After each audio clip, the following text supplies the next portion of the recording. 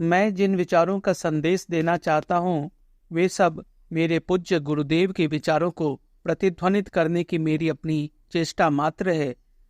इसमें मेरा अपना निजी कोई भी मौलिक विचार नहीं। हाँ, जो कुछ असत्य अथवा बुरा है वह चाहे भले मेरा हो, पर हर ऐसा शब्द जिसे मैं आपके सामने कहता हूँ और जो सत्य एवं अच्छा है, केवल उनकी वाणी को झंकार देने का प्रयत्न मात्र है। प्रोफेसर मैक्स मुलर द्वारा लिखित उनके जीवन चरित्र को पढ़िए आप। बस उन्हीं के चरणों में मुझे ये विचार प्राप्त हुए। मेरे साथ और भी अनेक नवयुवक थे, मैं केवल बालक ही था। मेरी उम्र रही होगी 16 वर्ष की। कुछ और तो मुझसे भी छोटे थे, पर कुछ बड़े भी थे। लगभग 1 दर्जन रहे होंगे वे सब। और हम सब ने बैठकर यह निश्चय किया कि हमें इस आदर्श का प्रसार करना है। और चल पड़े हम लोग, न केवल उस आदर्श के प्रसार के लिए, वरन उसे और भी व्यावहारिक स्वरूप देने के लिए। तात्पर्य यह हुआ कि हमें बतलाना चाहिए कि हिंदुओं की आध्यात्मिकता, बौद्धों की जीवदया, ईसाइयों की क्रियाशीलता, मुस्लिमों का बंधुत्व, और ये सब अपने व्यावहारिक जीवन के माध्यम द्वारा हम एक सार्वभौम धर्म का निर्माण करेंगे। अभी और यहाँ हम रुकेंगे नहीं। हमारे गुरु एक वृद्धजन थे जो द्रव्य की एक मुद्रा भी कभी हाथ से न छूते थे। बस जो कुछ थोड़ा सा भोजन दिया उसे ही ले लिया, कुछ गज कपड़ा और कुछ नहीं। उन्हें और कुछ स्वीकार करने के लिए कोई प्रेरित ही न कर पाया।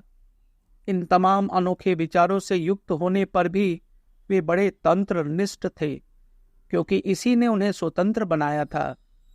भारत का सन्यासी आज राजा का भी मित्र है, उसके साथ भी भोजन करता है, तो कल वह भिखारी के साथ है और तरु तले भी सो सकता है। उसे प्रत्येक व्यक्ति से संपर्क स्थापित करना है, उससे सदैव चलते ही रहना है। कहते हैं, लुढ़कते पत्थर पर काई कहाँ। अपने जीवन के गत 14 वर्षों में कभी भी मैं एक स्थान पर एक साथ 3 माह से अधिक रुका नहीं, सदा भ्रमण ही करता रहा। हम सब के सब यही करते हैं। युवाओं के इस छोटे से गुट ने इन विचारों को अपनाया और स्वीकार किए वे तमाम व्यावहारिकता पूर्ण सिद्धांत जो उनसे उद्भूत हुए। सार्वभौमिक धर्म, दीनों से सहानुभूति और ऐसी ही बातें जो सिद्धांततः तो बड़ी अच्छी हैं, पर जिन्हें चरितार्थ करना आवश्यक था, उसी का बेड़ा इन्होंने उठाया। तब एक दिन वह दुखपूर्ण घटना घटी। हमारे वृद्ध गुरुदेव की महासमाधि हुई। हमसे जितनी बनी हमने उनकी सेवा की। हमारे कोई मित्र न थे, हमें सुनता भी कौन। कुछ विचित्र सी विचारधारा को लिए हुए कुछ छोकरे जो थे, हम कोई भी नहीं था। कम से कम भारत में तो छोकरों की कोई जगह नहीं। जरा सोचिए, 12 लड़के लोगों को सुनाएं बड़ी बड़ी बातें, बड़े बड़े सिद्धांत, और यह सेखी हांके कि इन विचारों को जीवन में चरितार्थ साक्षात करेंगे। हाँ, सभी ने हंसी की। हंसी करते करते वे गंभीर हो गए, हमारे पीछे पड़ गए, उत्पीड़न करने लगे। बालकों के माता पिता हमें क्रोध से धिक्कारने लगे, और ज्यों ज्यों लोगों ने हमारी खिल्ली उड़ाई, त्यों त्यों हम और भी दृढ़ होते गए। तब इसके बाद एक बड़ी ही मुसीबत का समय आया, मुझ पर भी और मेरे अन्य बालक मित्रों पर भी। पर मुझ पर तो और भी भीषण दुर्भाग्य छा गया था। मेरे पिताजी का अवसान हो गया और हम लोग असहाय निर्धन रह गए। इतने निर्धन और गरीब कि हमेशा फांका कसी की नौबत आ गई। कुटुंब की एकमात्र आशा मैं था, जो थोड़ा कमाकर कुछ सहायता पहुंचा सकता था। मैं 2 दुनियाओं की संधि पर खड़ा था। एक और मेरी माता और भाइयों के भूख से तड़प तड़प कर मरने का दृश्य, और दूसरी ओर थे इन महान पुरुष के विचार, जिनसे मेरा ख्याल था भारत का ही नहीं सारे विश्व का कल्याण हो सकता है, और इसीलिए जिनका प्रचार करना, जिन्हें कार्यान्वित करना अनिवार्य था। इस तरह मेरा मन महीनों इस दुविधा के संघर्ष में पिसता रहा। कभी कभी तो मैं 6-6, 7-7 दिन और रात निरंतर प्रार्थना करता रहता।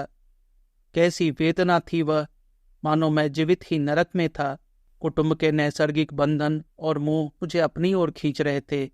मेरा बाल्य हृदय भला कैसे अपने इतने सगों का दर्द देखते रहता। यहाँ दूसरी ओर किसी से सहानुभूति तक तो प्राप्य नहीं थी। सच ही बालक की कल्पनाओं से सहानुभूति करता भी कौन? ऐसी कल्पनाएं जिनसे औरों को तकलीफ ही होती। मुझसे किसकी हमदर्दी होती? किसी की नहीं, सिवाय एक के।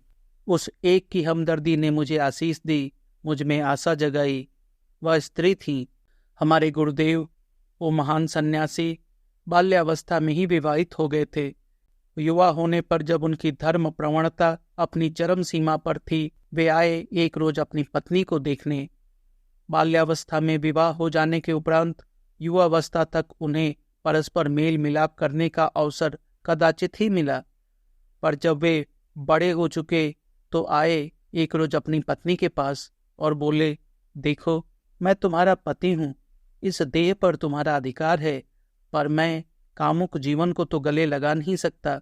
भले ही मैंने तुमसे ब्याह कर लिया हो, मैं अब सब कुछ तुम्हारे फैसले पर छोड़ता हूँ। आंखों में आंसू ले वे बोली, प्रभु तुम्हें आशीष दे। क्या तुम्हारी यह धारणा है कि मैं तुम्हें अधःपतित करने वाली स्त्री हूँ? बन सके तो मैं तुम्हारी सहाय ही हो सकूं। जाओ, अपना कार्य करो। ऐसी स्त्री थी वह। पति अग्रसर होते गए और अंत में सन्यासी बन गए, अपनी राह पर बढ़ते गए, और यहाँ पत्नी अपने ही स्थान से उन्हें सहायता पहुंचाती रही। जहां तक बन सका वहां तक।